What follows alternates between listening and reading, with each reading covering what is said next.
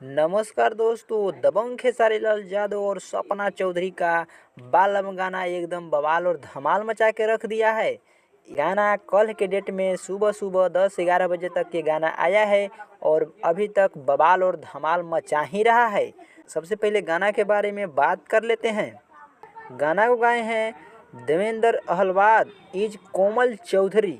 Video गाने में नजर आ रहे हैं दबंग खेसारी लाल यादव और सपना चौधरी और म्यूजिक दिए हैं गिवेन बाय साइन और गाना को लिखे हैं अंडे बाय देवेंद्र हलवाद। तो एकदम बवाल और खतरनाक गाना है खेसारी लाल यादव का, एकदम अलग लुक में जो कि जहाज से उतर रहे हैं रस्सी पकड़कर। देखिएगा तो एकदम बवाल और अजीब जैसा लगेगा। एकदम गाना को खेसारी लाल नहीं गाए हैं, सिर्फ एक्टिंग किए हैं। एक्टिंग देखिएगा तो एकदम बहुत अच्छा लगेगा। तो अगर अभी तक इस गाना को नहीं देखे हैं तो जा कर के देख सकते हैं।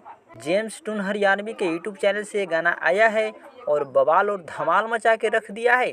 तो जा कर के जल्दी से देखिए और खेसारी लाल के फैन हैं तो वीडियो को लाइक करके चैनल को सब्सक्राइब करें। मिलते हैं अगले नेक्स्ट वीडियो में।